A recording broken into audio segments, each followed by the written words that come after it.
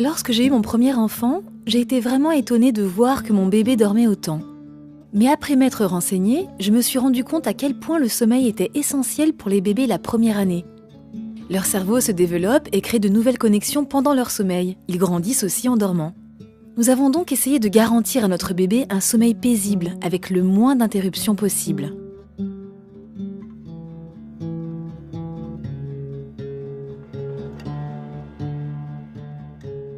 Le rituel du coucher. Se détendre et se calmer. En général, je lui donnais un bain et lui massais les bras et les jambes avant de changer sa couche et de le mettre en pyjama. Nourrir bébé. Une fois qu'il était calme, je lui donnais son biberon. Pour être sûr qu'il ne s'endorme pas, je ne lui en donnais que la moitié, puis je le changeais et lui donnais la deuxième moitié. Ensuite, je l'installais sur le dos dans son petit lit. Les histoires. Même quand il n'était qu'un nouveau-né, nous lui lisions une histoire courte, rien de très compliqué. C'était souvent le même livre, mais cela nous permettait de l'installer dans son lit un peu avant qu'il ne s'endorme. Bonne nuit. Après l'histoire, j'éteignais les lumières, je lui disais bonne nuit en l'embrassant et j'attendais un peu avant de quitter la chambre. La plupart du temps, il s'endormait calmement. Mais honnêtement, cela n'a pas été facile d'en arriver là. Il a fallu faire preuve de patience. Le fait d'avoir un rituel du coucher nous a vraiment aidés. N'oubliez pas, il est très important de ne mettre aucun oreiller ou jouet dans le lit de votre bébé et de toujours coucher votre enfant sur le dos avant de dormir.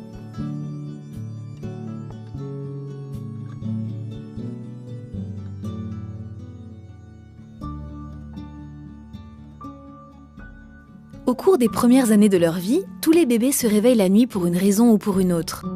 J'ai appris plusieurs choses qui m'ont aidé à gérer cela et j'aimerais vous en faire profiter. Nourrir bébé la nuit. Il est important d'aider votre bébé à faire la différence entre le jour et la nuit. Pour cela, lorsqu'il se réveille la nuit pour manger, ne faites pas de bruit. Maintenez la chambre dans la pénombre et essayez de ne pas parler trop fort. Si vous donnez le biberon à votre bébé, il est pratique d'avoir préparé à l'avance ce dont vous aurez besoin pour éviter que votre bout de chou ne s'agite en attendant. Après avoir nourri bébé, changez-le rapidement, puis remettez-le dans son petit lit sur le dos, un peu ensommeillé mais toujours éveillé. Comme ça, il apprend à se rendormir tout seul. Différenciez bien les biberons que vous lui donnez pendant la journée et pendant la nuit. Alors que je parlais, chantais et que la pièce était éclairée le jour, je mettais peu de lumière et faisais le moins de bruit possible la nuit. Et peu à peu, il a commencé à faire la distinction. Aux alentours de 4 mois, mon tout petit a trouvé son rythme, 3 siestes par jour et une nuit de 8 à 10 heures.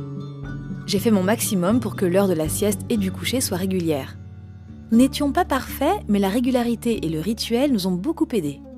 Rappelez-vous qu'un bébé bien reposé dort en fait mieux la nuit. Il est donc utile de mettre en place une routine pour la sieste si vous le pouvez. Il est également essentiel de vous assurer que la sieste de l'après-midi n'est pas trop proche de l'heure du coucher. En quelques semaines seulement, vous commencez vraiment à interpréter les pleurs de votre bébé. Le babyphone m'a permis de savoir quand je devais venir le voir et l'apaiser et quand il fallait le laisser se rendormir seul. Le laisser s'endormir seul était plus facile à dire qu'à faire, mais j'ai fait des efforts. Quand il se réveillait la nuit, je ne me précipitais pas pour aller le voir. Je le laissais pleurer un petit moment pour voir s'il se rendormirait de lui-même. Et au bout d'un certain temps, j'ai appris à me fier à mon instinct.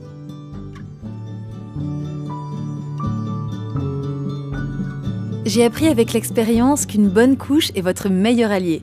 Les bébés peuvent faire pipi plusieurs fois par nuit et s'ils sont mouillés, ils ont davantage de chances de se réveiller. J'ai trouvé une couche dont j'étais très contente. Elle nous a permis de garder notre bébé bien au sec la nuit et elle était douce et confortable. Rester bien au sec et se sentir à l'aise permet à votre bébé de mieux dormir et de se réveiller de bonne humeur le lendemain. J'espère que certains de ces conseils vous seront utiles. Je me rappelle de ces premiers mois d'apprentissage où j'essayais de faire de mon mieux. Vous donnez déjà à votre bébé tout ce dont il a besoin, de l'attention et de l'amour. Alors continuez et profitez de ces premiers moments si précieux. Visitez la chaîne YouTube Pampers pour découvrir d'autres expériences et conseils de parents.